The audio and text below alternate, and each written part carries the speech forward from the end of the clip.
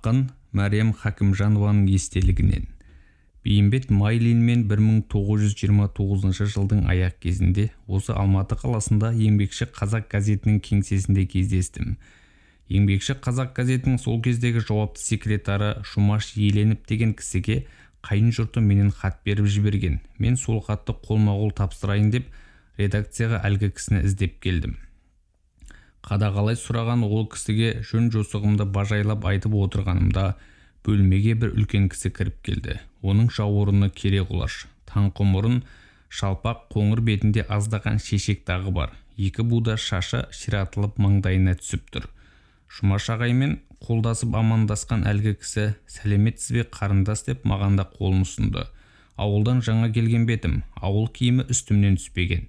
Қала тәртібін білмейтін басым ұяла қолымды зорға ұсындым. Бияға, бұл қарындас Қостанайдан келіп отыр. Біздің қайын жұрт сәлем хат беріп жіберген екен. Соны әкеліп тапсырып отырғаны ғой.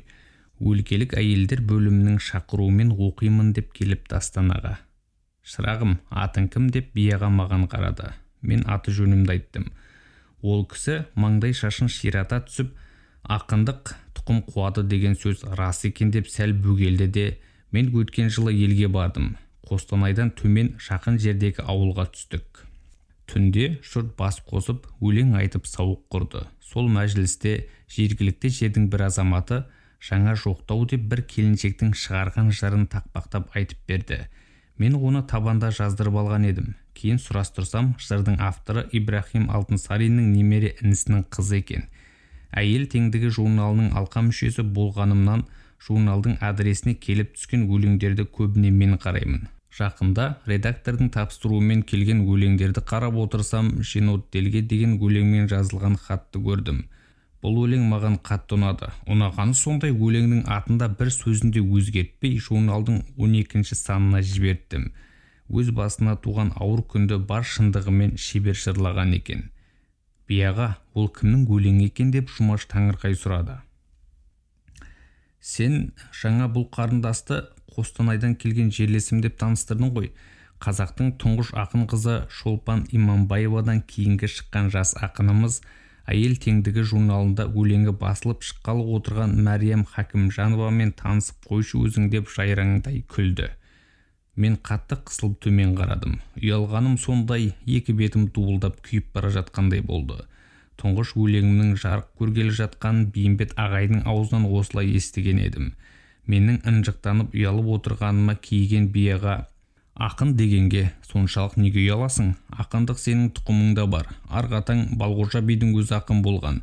Одан қалды Ибрахим Алтынсарин ақын болған. Енді оқуыңды оқы. Әсіресе күнделікті газет журналдарды көп оқы. Неғұрлым көп оқысаң, соғұрлым бойыңды тереңдетіп, тіліңді ұштайтын нағыз мектеп солар. Жазған өлеңдерің болса өзіме әкеліп жүр. Біздің үйге келіп жүр. Күнжамал деген жеңгең бар, балаларым бар. Бір күні үйді көрсетермін алып барып. Бұрын қалалы жерде болмағаның бар қалпыңнан көрініп тұр. Әйел теңдігі журналының кеңсесі де осы үйдің ішінде. Оларға күн сайын барып тұр.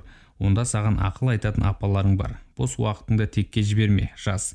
Бір жазған өлеңім жаман шықты деп жазбай кетпе. Өлең үнемі жақсы шыға бермейді. Өзім көмектесіп тұрам деді.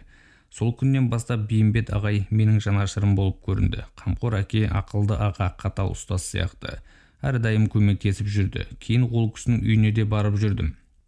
Күнжамал жеңгей мені бірде қайын сіңілім, бірде Еркежан деп атаушы еді. Бияға талай өлеңдерімді шай үстінде қарап жақсы жерін көтере, жаман жерін көмілжи оқыр еді. Сөздің асылын түсінізде.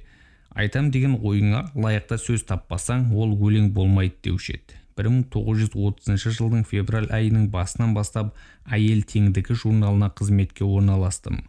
Бұл жерге орналасуыма да Бияға жәрдемін тигізді.